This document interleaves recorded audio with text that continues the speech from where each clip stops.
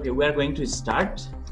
Firstly, we have to know the syllabus. है syllabus हामीलाई थाहा हुनुपर्छ पुरो बुझ्यो नि किनभने क्लास 8 बाट 9 मा जाँदाखेरि अब के भएको छ कोर्स टोटली चेन्ज छ plus question pattern is also change है so firstly I want to tell you about your syllabus. Firstly, table of contents. Physics बाट 23 मार्क्स को क्वेशन आउँछ तिमीहरुलाई चाहिँ है फिजिक्स पोर्सन बाट 23 मार्क्स को क्वेशन आउँछ र त्यो पोर्सन मा पर्ने लेसन्स भनेको 7 वटा छ measurement force and motion simple machine work energy and power sound light and then electricity and magnetism theoretical score carry of these 7 lessons is 23 marks. Then after chemistry, the score carry of chemistry is 12 marks. Class 8 मा हामी 15 marks मा मात्र पढ्थ्यौ 9 मा आएर 22 marks है 22 marks है. And the lessons are classification of elements, chemical reactions, solubility, some gases, metals, carbon and its compounds, water, and then chemical fertilizers. Then after biology 23 marks यसको score carry र यसमा पढ्ने लेसन्सहरु classification of plants and animals adaptation of organisms cell tissue and organs sense organs body systems evolution nature and environment है अब यो भित्र के पर्छ भन्ने कुरा त्यतिखेरै कुरा गर्छौं हामी अहिले लेसनको नाम मात्र सरर यसो याद गर्ने है नेक्स्ट एस्ट्रोनोमी एन्ड जियोलोजी मा तीनटा लेसन्स छ र त्यो तीनटा lessons natural disaster greenhouse the earth in the universe and the score carry of this 3 lessons is 7 marks तिमीलाई यो याद गर्नुपर्छ नोट गर्नुपर्छ भने you can save your screenshot गरेर राख्दै स्क्रिन सेभ गर भयो स्क्रिन सेभ भयो सर गुड भयो okay next now question pattern 8 class को भन्दा अलिकति फरक छ हामीलाई आउने क्वेशन प्याटर्न है याद गर्नुपर्ने कुरा अब यसमा चाहिँ जस्तो 8 क्लासमा फिजिक्स केमिस्ट्री बायोलोजी भनेर छुट्याएर पार्ट आउँथ्यो भने यसमा त्यसरी छुटिएर त आउँदैन भन्नाले छुटिएको त हुन्छ तर ग्रुप वाइज छुटिएको हुँदैन है ग्रुप ए मा चाहिँ नलेज टाइप क्वेशन्स भन्ने हुन्छ तिम्रो नलेज के छ त के गेन गर्यो भन्ने आधारमा 1 मार्क्स को क्वेशन सोधिन्छ है क्वेशन नम्बर 1A बाट 1O सम्म 1 मार्क्स को क्वेशन हुन्छ 15 वटा क्वेशन्स हुन्छ so total 15 into 1 is equals to 15 marks है र यसमा कसरी आउँछ भन्दा 1A बाट 1E सम्म 5 वटा फिजिक्स बाट 1F बाट 1I सम्म 4 वटा केमिस्ट्री बाट फेरि 5 वटा बायोलोजी बाट र एउटा 1O मा एस्ट्रोनोमी एन्ड जियोलोजी को 1 मार्क्स को क्वेशन हुन्छ है next group B 13 questions with 2 marks understanding types तिमीले कतिको बुझ्या छौ अन्डरस्ट्यान्ड कतिको गर्या छौ भन्ने बेसमा चाहिँ अन्डरस्ट्यान्डिङ क्वेशन्स आउँछ 13 questions with 2 marks for each then total 26 यसमा 2 बाट 14 सम्म 2 मार्क्स को क्वेशन आउने भयो है र त्यसमा 2 to 5 from physics 6 to 9 from chemistry 10 to 13 from biology and question number 14 from astronomy and geology next one 3 marks question application type questions apply हुने खालको क्वेशन रियल लाइफमा एप्लिकेबल हुने खालको क्वेशन चाहिँ 6 questions with 3 marks for each so 6 3s are 18 marks for group C 15 to 20 number सम्म हुन्छ 3 marks र यसमा पनि 15 and 16 नम्बरमा फिजिक्स बाट 17 and 18 from chemistry 19 and 20 from biology and there is no any 3 marks question from astronomy and geology. Next one group D higher ability questions 16 marks यसको 4 वटा question हुन्छ 4 marks per each र यसमा 21 देखि 24 सम्म र के देखियो त 1 क्वेशन from each फिजिक्स बाट एउटा 21 नम्बरमा केमिस्ट्री बाट 22 मा बायोलोजी बाट 23 मा एन्ड एस्ट्रोनोमी एन्ड जियोलोजी बाट 24 नम्बरमा है र तिमीले ओल्ड क्वेशन यदि हेरिसकेका छौ कोही दाइ दिदीहरुको मागेर भने एउटा कुरा चाहिँ के याद गर भनेदेखि यो ग्रुप डी क्वेशनमा पनि ग्रुप ए बी सी जस्तै क्वेशनहरु मिक्स गरेर टुक्रा टुक्रा गरेर क्वेशनहरु प्याटर्नमा देखिन्छ तर यसपटक देखि अलिकति चेन्ज छ तिमीहरुको लागि पनि र एसई को लागि पनि अब आउनेलाई यो 2077 ब्याचलाई अलिकति केही चेन्ज गराउने कोसिस गरिएको छ र त्यसमा कस्तो क्वेसन आउन सक्छ ग्रुप डी मा भन्दाखेरि सोशलको जस्तो प्र्याक्टिकल लाइफसँग रिलेटेड भएर त्यहाँबाट तिमीले नलेज गेन गरेर एन्सर दिनुपर्ने टाइपको but related to science and related to the lessons you have studied. For example कस्तो क्वेसन हुन सक्छ भने एउटा लिभिङ बिङ्सको क्यारेक्टर यस्तो यस्तो हामीले च्याप्टर पढाएको छैन सो सबै कुरा भनिनँ अहिले मैले है च्याप्टरमै आउँछ। एउटा लिभिङ बिङ्सको क्यारेक्टर यस्तो यस्तो छ, यसको खुट्टा यस्तो छ, यस्तो खालको चुच्चो छ, यस्तो टाइपको छ भनेर अब तलतिर कस्तो खालको लिभिङ बिङ्सको कुरा गरिरहेछन् त्यो लिभिङ बिङ्सको अरू दुईटा क्यारेक्टर लेख। यसरी तिमीले आफै बुझेर आफै इलाबोरेट गर्नुपर्ने टाइपको क्वेसनहरू आउन सक्छ, इन्टरप्रेट गर्नुपर्ने टाइपको। सो यो चाहिँ सोशलसँग रिलेटेड जस्तो डिस्कसनलाई लिएर क्वेसन सोध्ने, कोही मान्छेले डिस्कसन गरेको डायलगहरू राखिदिने, त्यस पछाडि त्यहाँबाट अनि के को बारेमा कुरा गर्दैछन् पत्ता लगाउने, त्यसको बारेमा अरू कुराहरू लेख्ने, यो टाइपले सोध्न सकिन्छ। यो चाहिँ एकदमै तिम्रो अनि के भयो त भन्दा एबिलिटीसँग रिलेटेड क्वेसन आउने भयो है। र यो क्वेसन प्याटर्नको लागि काम लाग्छ। स्क्रिन सेभ गरेर यसलाई भयो sir. Okay, now we are going to the lessons. First measurement तिमीलाई अलिकति यहाँबाट सानो टपिक भएको हुनाले गर्दा मैले तिमीलाई चाहिँ सजिलोसँगले यहीँबाट बुझ्न सकिने भेलोसिटी एन्ड एक्सेलरेसन भनेर क्लास 8 मा पढेको त्यहीसँग रिलेटेड फोर्स एन्ड मोसन भन्ने टपिक लेसन 2 बाट फिजिक्सबाट स्टार्ट गर्दैछु। फोर्स एन्ड मोसन चिन्छौ यो मान्छेलाई? Isaac Newton. Yes sir, Isaac Newton. Date of birth 1642 AD and death 1727 AD। किन आइज्याक न्युटनको नाम तस्बिर र यहाँनिर राखिदिएको नाम भन्दाखेरि force and motion Isaac न्युटनसँगै related छ। हामीले न्युटनले दिएका लजहरू पढ्छौँ यो लेसनमा र फोर्सको बारेमा डिस्कभर गर्ने पनि आइज्याक न्युटन नै हुन्। सो एकचोटि लेसन स्टार्ट गर्नुभन्दा पहिले अवश्य उनलाई सम्झ्यौँ हामी होइन। ओके, यहाँनिर के भइरहेछ? ब्याटबाट बल हिर्काइरहेको देखिन्छ है ब्याट्सम्यानले। अब यो पनि एउटा फोर्ससँगै रिलेटेड मोसनसँगै रिलेटेड एउटा पिक्चर हो है। यस्तै खालका कुराहरू पनि हामी पढ्नुपर्छ यहाँनिर है। सिमिलरली नेक्स्ट वान, कार्टमा केही सामानहरू पुल गरेको हामी देख्न सक्छौँ र यसलाई यो पनि एउटा मोसनसँग रिलेटेड पिक्चर हो। रियल लाइफमा चाहिँ एप्लिकेबल छ भन्ने हामीले बुझ्नु पर्यो है। सो यो लेसनमा हामी अब स्पेसल्ली के गर्छौँ त भन्दाखेरि 8 क्लासमै पढेको इक्वेसन अफ मोसन भन्ने कुराहरू पढ्छौँ। भेलोसिटी, एक्सेलरेसन, स्पिड, डिस्प्लेसमेन्ट है, एज वेल एज त्यसपछि गएर फर्दर हामी लज अफ मोसन भन्ने कुराहरू छ। त्यो तिम्रो लागि अलिकति न्यू हो, त्यो के रहेछ भन्ने कुराहरू हामी हेर्छौँ है। Firstly rest and motion which we have already discussed in class 8 मा पनि हामीले पढिसकेका छौँ। हामी भन्न सक्छौँ rest means a body is said to be at rest if it doesn't change its position with respect to surrounding with change in time। हैन त, टाइम चेन्ज हुँदै गर्दा एउटा अब्जेक्टले चाहिँ आफ्नो पोजिसन जे छ त्यो पोजिसन चाहिँ सराउन्डिङको रेस्पेक्टमा चेन्ज गर्दैन भने त्यसलाई हामी के भन्छौँ त? रेस्ट भन्छौँ। क्लास 8 मै पढाएको छौँ हामी होइन।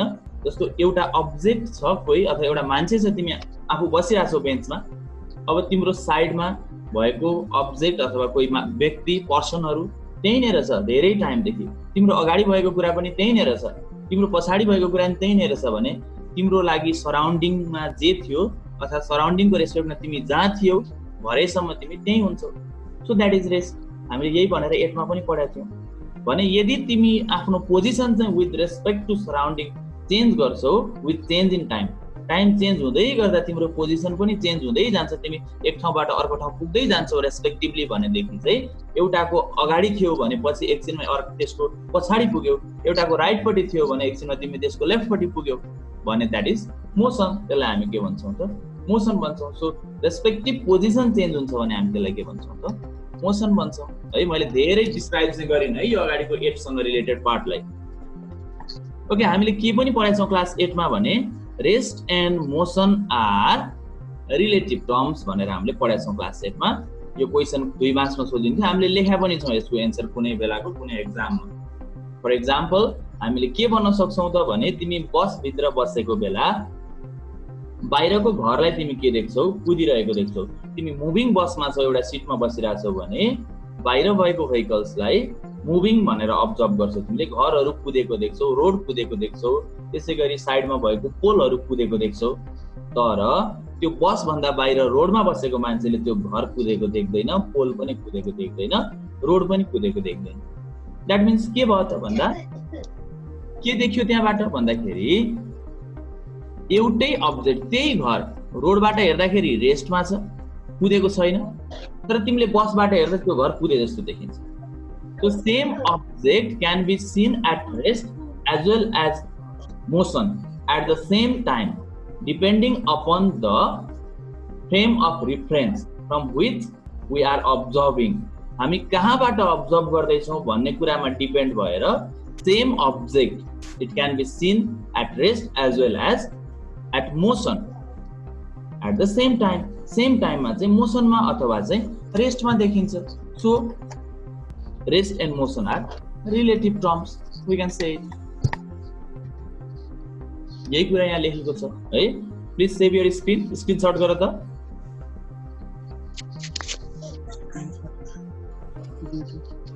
Yes, sir. Okay, did you do? Done. Okay, I'm moving to next page. Now, force. What is force? Can you tell me what is force? You have studied in previous classes also. Force is an external agency that changes or the initial state of motion or rest of an object. Yes, force means any external agency that changes or tends to change. Means it may change or it tries to change.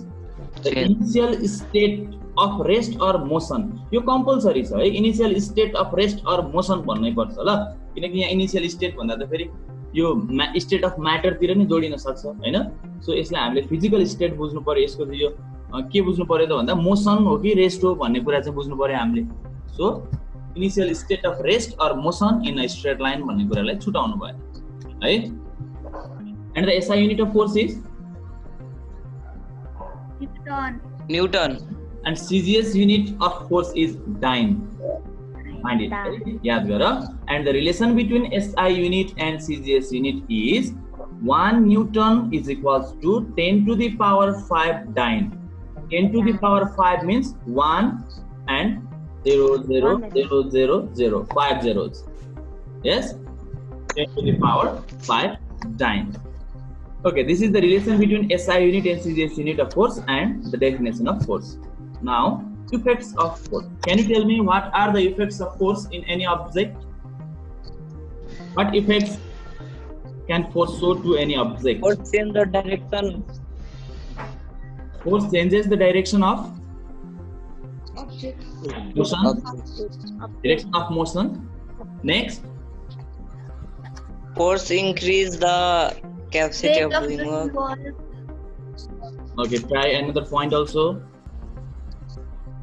Change the shape and size of the body. Yes, it can change the shape and size of any object or a body. Force Okay, what are by the the applied force. ठिकै रहेछ हेरौँ है त. It can change the position of body. It is clear. एक ठाउँ bench माथि बुकिरहेछौ, table माथि बुकिरहेछौ, तिमीले तान्दियौ अर्कै ठाउँमा पुग्छ है. That means it can change the position of body. अरू धेरै एक्जाम्पल हुन्छ. एउटा अब्जेक्ट जहाँ छ त्यसलाई पोजिसन चेन्ज गरेर अर्को ठाउँमा पुर्याइदियो कि है. अरू पनि त्यस्तै कति हुन्छ. एउटा बल छ त्यसलाई हिर्काइदिएर पर पुर्याइदियो, एक ठाउँ थियो अर्को ठाउँमा पुग्यो, पोजिसन चेन्ज भयो है. यस्तै अरू पनि एक्जाम्पल हुन्छ. Next, it can change the speed of the body. र अब्जेक्टको स्पिडलाई चाहिँ चेन्ज गर्न सक्छ है. जस्तो के भन्न सक्छौँ त भन्दाखेरि हामीले यसमा के एक्जाम्पल दिन सक्छौँ भने बौद्ध घुम्न गएको छौ तिमीहरू. ओके, त्यहाँनिर चाहिँ बौद्ध घुम्न जाँदा त्यो घुमाउनेलाई के भन्छ? त्यो हातले घुमाउने हुन्छ नि. ओके, माने हो. अब त्यसलाई चाहिँ घुमाउँदै गर्दाखेरि एकजनाले घुमाएको हुन्छ, त्यो स्लो डाउन हुँदै गइरहेको हुन्छ, अर्को जनाले आएर फेरि हातले के गरिदिन्छ त घुमाइदिन्छ. त्यो के हुन्छ? फेरि फास्ट हुन्छ. स्पिड के भयो त? मोसनको स्पिड के भइदियो? चेन्ज भइदियो है.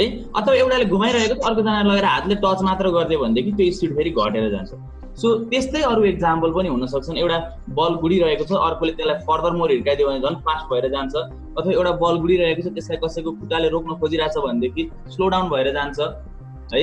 भनेपछि के देखियो त भन्दाखेरि फोर्सले कुनै पनि मुभिङ अब्जेक्टको स्पिडलाई पनि इन्क्रिज या त डिक्रिज गर्छ। That means it increases or decreases the speed of a moving body. Next one, it can change the direction of the motion of body. Already mention, तिमीहरूले आफै भनिसक्यौ कि एउटा अब्जेक्ट एकातिर आइरहेछ भने त्यसलाई हिर्काएर अर्कोतिर पठाउन पनि सकिन्छ। It can change the direction of motion of body. Another one, it can change the shape of body. यो पनि तिमीले भनिसक्यौ। बेलुन भित्र हावाबाट ओभल शेप हुन्छ, त्यसलाई बिचमा निचोर डम्बेल जस्तो बन्छ, शेप चेन्ज भयो। एउटा केही अब्जेक्ट छ, पेपर छ, एउटा रेक्टेंगुलर सीट अफ पेपर छ, त्यसलाई पोको पार फोर्स लगाइदियो, रफ स्फेरिकल शेपमा कन्भर्ट हुन्छ, एउटा डल्लो बन्छ, that is change shape. So फोर्सले यसरी डिफरेन्ट इफेक्ट्सहरु देखाउँछ अब्जेक्ट्समा। You can save your screen now. Down, sir. Okay, next, balanced force and unbalanced force. Now balanced means balance भएको के है भन्नाले त्यसले चाहिँ डिसब्यालेन्स नगरेको, कुनै पनि कुरालाई इफेक्ट नगरेको भन्नाले चाहिँ एउटा अब्जेक्टलाई तिमी यहाँनिर म एउटा सानो स्याम्पल दिन्छु।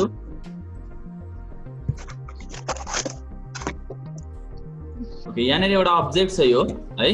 तिमीले यसलाई के गर्यौ त भन्दाखेरि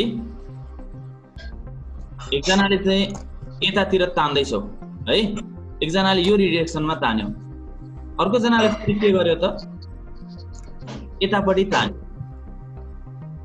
यदि इक्वल फोर्स लगाएर दुईतिर तान्ने हो भने यो न त राइट जान्छ न त लेफ्ट जान्छ, कतै पनि जाँदैन।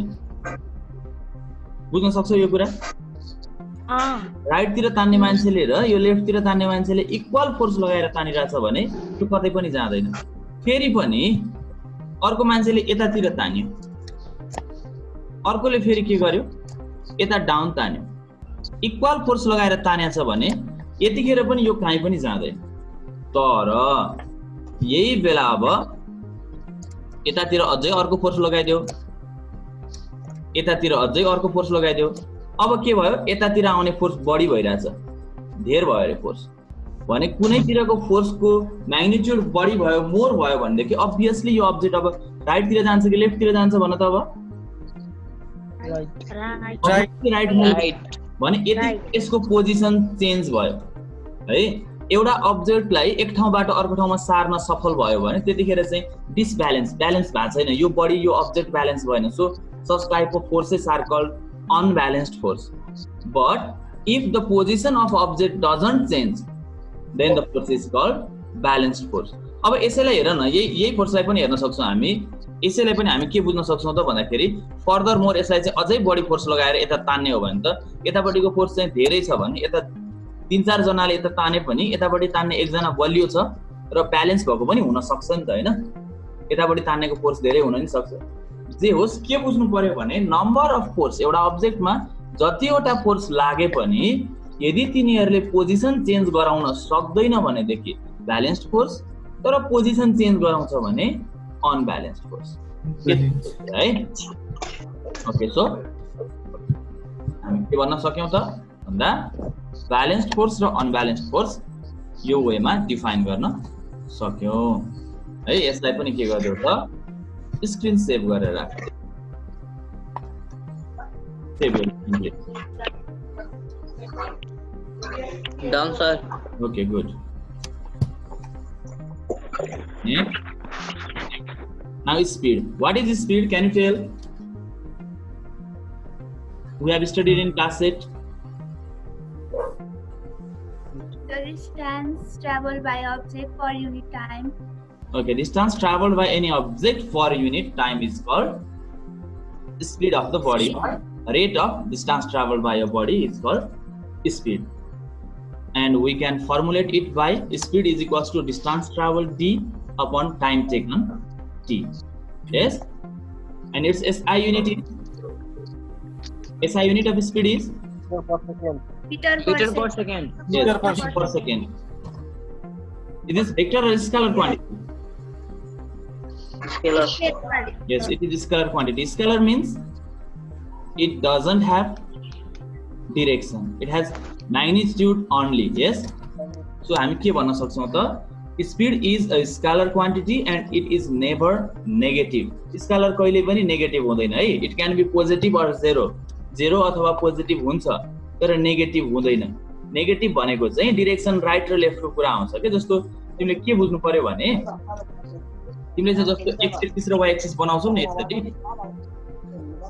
अनि यसरी x एक्सिस y एक्सिस बनाउँदाखेरि यतातिरको यो डाइरेक्सनलाई तिमीले पोजिटिभ भन्छौ, यो डाइरेक्सनलाई पोजिटिभ भन्छौ y को, यतातिरलाई नेगेटिभ भन्छौ x को, यतातिरलाई नेगेटिभ के भन्छौ त y भन्छौ. सो यता नेगेटिभ यता पोजिटिभ भनेको यो ओरिजिनबाट राइट पट्टि पोजिटिभ लेफ्ट पट्टि नेगेटिभ भन्नाले चाहिँ यता डाइरेक्सन आयो नि त, राइट पट्टि लेफ्ट पट्टि भन्ने मेन्सन भयो नि त. हो त्यतिखेर हो पोजिटिभ नेगेटिभ आउने भनेको हरेक कुरामा के, not only in coordinate axis है. हरेक कुरामा चाहिँ पोजिटिभ नेगेटिभ भनेपछि चाहिँ यो डाइरेक्सनको कुरा आउँछ. सो डाइरेक्सन नहुने स्केलर क्वान्टिटीमा कहिल्यै पनि नेगेटिभ आउँदैन. यसको सर्टेन भ्यालु हुन्छ, त्यो भ्यालु जेरो पनि हुन सक्छ, त्यो भन्दा अर्को पनि हुन सक्छ. सो जेरो अथवा कुनै पोजिटिभ भ्यालु मात्र हुन्छ यसको भन्ने कुरा लेख्ने हो यसको बारेमा है. नेक्स्ट वान युनिफर्म स्पिड भन्ने कुरा आयो है. युनिफर्म स्पिड, युनिफर्म स्पिड पनि तिमीले पढाएछौ. युनिफर्म मतलब चाहिँ के हो भन्दाखेरि एकरूपता, एकै नासको है. के हो युनिफर्म भनेको? ड्रेस लाएर कुद्ने भने हो युनिफर्म स्पिड भने? हैन है. के भने हो त? युनिफर्म तिमीले स्कुलमा लाउने ड्रेस भनेको पनि, त्यो युनिफर्म भनेको पनि के हो त? एकरूपता भने हो. सबै स्टुडेन्टलाई एउटै देखियोस् भनेर ड्रेस लाउने हो कि हैन? सो युनिफर्म भन्नाले युनिफर्मिटीमा बुझ्नु पर्यो हामीले, एकरूपता. सो एकै नासको स्पिड है त, यसलाई हामी के भन्छौं? एकै नासको स्पिड भनेर बुझ्छौं है. युनिफर्म स्पिड भनेको चाहिँ पुरो बुझ्यो नि, एकै किसिमको स्पिड है. सो हामी के भन्ने भयो त भन्दाखेरि यस्तो स्पिड रहेछ जसमा चाहिँ के हुँदो रहेछ त भन्दा फर्स्ट सेकेन्डमा यहाँ हेर हरेक पटक जस्तो एकचोटि 12 मिटर पर सेकेन्ड भनेर चाहिँ ट्राभल गर्यो. फर्स्ट सेकेन्डको स्पिड उसको 12 मिटर पर सेकेन्ड छ. दोस्रो पटक पनि फेरि के छ? 12 मिटर पर सेकेन्ड नै छ. यसरी एभ्री टाइम के छ त उसको स्पिड 12 मिटर पर सेकेन्ड नै आउँछ भने भन्नाले 1 सेकेन्डमा उसले ट्राभल गर्ने डिस्टेन्स 12 मिटर भन्नाले अहिलेको एक्जाम्पलमा 12 है, फेरि 12 नै हुनुपर्छ भन्ने छैन. एभ्री सेकेन्डमा उसले ट्राभल गर्ने डिस्टेन्स, उसले कभर गर्ने डिस्टेन्स चाहिँ इक्वल हुन्छ भने that is uniform speed. For example तिमी 1 सेकेन्डमा तिमीले चाहिँ 4 मिटर ट्राभल गर्यो भने दोस्रो सेकेन्डमा पनि तिमी 4 मिटर नै ट्राभल गर्दैछौ, तेस्रो सेकेन्डमा पनि तिमी 4 मिटर नै ट्राभल गर्दैछौ, चौथो सेकेन्डमा पनि फोर्थ सेकेन्डमा पनि तिमी 4 मिटर नै ट्राभल गर्दैछौ. हो यस्तो खालको स्पिडलाई चाहिँ हामी के भन्छौं? Uniform speed भन्छौं. यसलाई के भन्छौं रे हामी? युनिफर्म स्पिड भन्छौं है. भने यदि पहिलो सेकेन्डमा 4 मिटर कुदेको मान्छे दोस्रो सेकेन्डमा चाहिँ 1 मिटर मात्र कुद्यो रे, तेस्रो सेकेन्डमा 6 मिटर कुद्यो रे, चौथो सेकेन्डमा 5 मिटर कुद्यो रे, यसरी चेन्ज आउँछ भने चाहिँ एभ्री सेकेन्ड उसको ट्राभल गरेको डिस्टेन्स चाहिँ डिफर गर्छ भनेको इच सेकेन्डमा इच टाइममा चाहिँ उसले ट्राभल गर्ने डिस्टेन्स चाहिँ सेम हुँदैन, अनइक्वल हुन्छ भने that is non uniform speed. त्यसलाई हामी के भन्छौं? नन युनिफर्म स्पिड भन्छौं है. ओके, नन युनिफर्म स्पिडको पनि कुरा आइसक्यो यहाँनिर. अब यति छ, डेफिनेसन इजी छ, हामीले यो 8 मा पनि पढाएको छौं. फरक केही छैन, डेफिनेसन सेम छ. इक्वल भयो युनिफर्म, अनइक्वल भयो नन युनिफर्म, बाकी सबै सेम छ. You can save your screen please. Did you do it? Yes sir. Okay, good.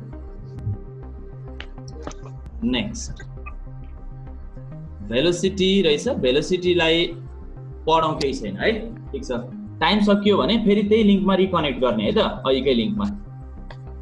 7 minutes left. Velocity is the displacement covered by a moving body per unit time. That is rate of displacement of a body. अब यसलाई चाहिँ अलिकति स्पिडसँग compare गरेर हेरौँ है. Speed र यसमा के फरक रहेछ त? जस्तो यो चाहिँ के हो त भन्दाखेरि यहाँ एउटा अब्जेक्ट छ, यसरी बाटो हिँड्दै हिँड्दै हिँड्दै कता कता पुग्यो, यहाँ पुग्यो, यता पुग्यो, जुनसुकै ठाउँमा पुग्यो, यहाँ पुग्यो भने अब स्पिडमा चाहिँ के हुन्छ त भन्दा यसले ट्राभल गरेको यो पुरै डिस्टेन्स, यो यहाँदेखि यता गएको यो सबै डिस्टेन्स ट्राभल गरेको यो जोडिन्छ र यो डिस्टेन्स जोडेर चाहिँ के गरिन्छ त भन्दाखेरि टोटल यो डिस्टेन्स ट्राभल गर्न कति टाइम लाग्यो भनेर हेरिन्छ। यो डिस्टेन्स ट्राभल्ड बाइ टाइम कुरो बुझ्यो नि, डिस्टेन्स ट्राभल्ड बाइ टाइम हेरिन्छ र यो के भयो त भन्दाखेरि यतिखेर चाहिँ स्पिड भयो। तर भेलोसिटी भनेको चाहिँ के हो त भन्दाखेरि अब भेलोसिटी भनेको चाहिँ पहिले कहाँ थियो, यहाँ थियो। अब यहाँबाट सिधै कहाँ पुग्यो त लास्टमा, हामी त्यो मात्र हेर्छौँ। यहाँ पुग्यो भनेपछि हाम्रो यो फर्स्ट पोइन्ट स्टार्टिङ पोइन्ट र एन्डिङ पोइन्ट मात्र हेर्छौँ र यो स्ट्रेट लाइनले एउटा जोडिदिन्छौँ र हो यसलाई चाहिँ हामी के भन्छौँ त, यसलाई चाहिँ डिस्प्लेसमेन्ट भन्छौँ। अब हेर है, टाइम त त्यही हो, यहाँदेखि यहाँ पुग्नु लागेको टाइम त के हो त, सेम हो है। तर यो के भयो त भन्दाखेरि डिस्प्लेसमेन्ट अलिकति फरक परिदियो। यहाँ हेर, अब जस्तो के आयो भन्दाखेरि अघि डिस्प्लेसमेन्ट डिस्टेन्स बाइ टाइम हेर है। अब distance divided by time taken.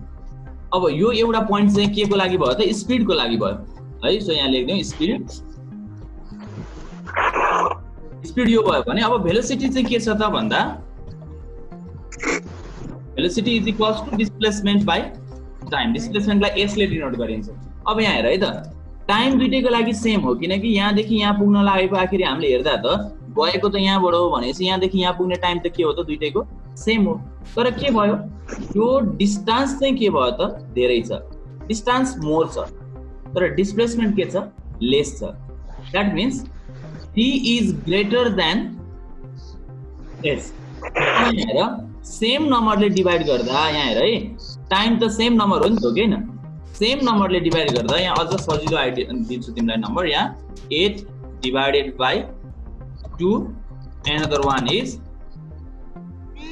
20 divided by 2। यहाँ हेर सेम नम्बरले 2 ले डिभाइड गर्दाखेरि माथिपट्टि भएको नम्बर 20 ठुलो छ भने यो 20 ठुलो भएको बेला एन्सर धेरै आउँछ कि आउँदैन? आउँछ। 20/2 भनेको त 10 आउँछ, 8/2 भनेको त 4 मात्र आउँछ।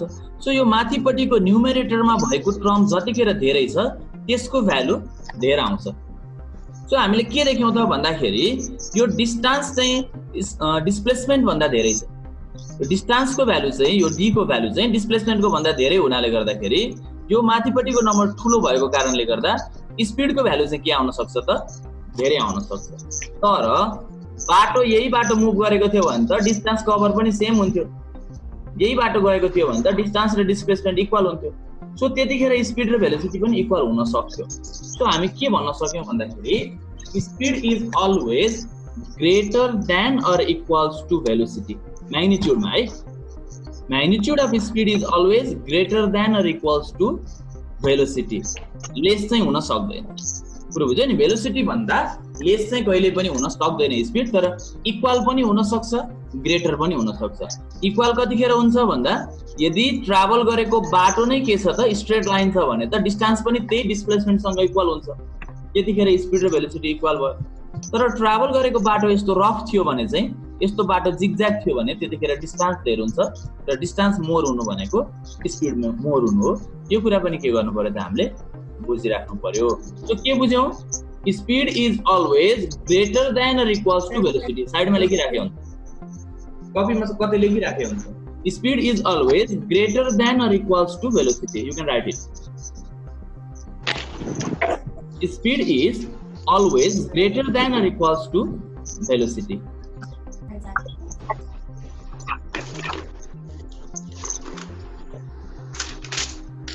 Bye. Bye. Okay, now next.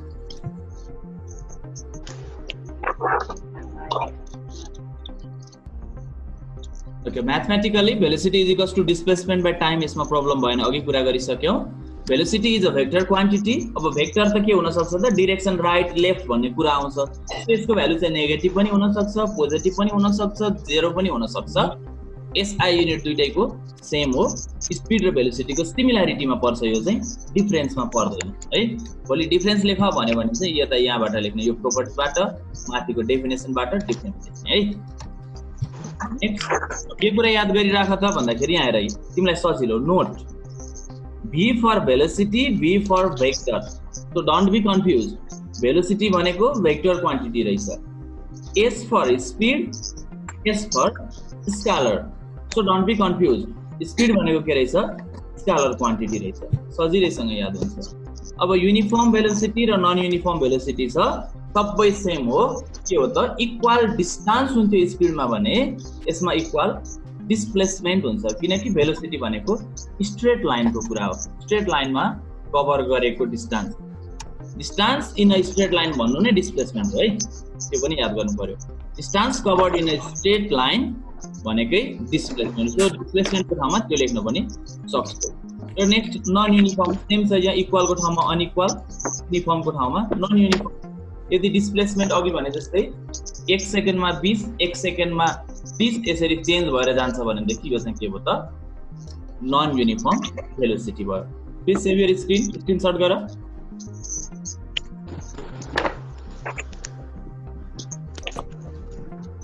भयो सर. भयो है. नेक्स्ट एभरेज स्पिडहरु छ. यो अर्कोचोटि गरौँ हामी. तिमीलाई अहिले मैले अलिकति वर्क दिएँ. ल फटाफट यो स्क्रिनशट गर त. Time is not no more time is left. यसलाई स्क्रिनशट गर. भयो सर. गर्यो. ओके गर्यो. अगाडिको नोट बनाएर सबमिट गर अनि यो पनि सबमिट गर है. सबै सबमिट गर्नुपर्छ. जसले गर्दाखेरि तिमीले गरिरहेछौ, सिकिरहेछौ भन्ने थाहा हुन्छ. There is no more time left. So thank you all of you. Thank you sir. Bye bye.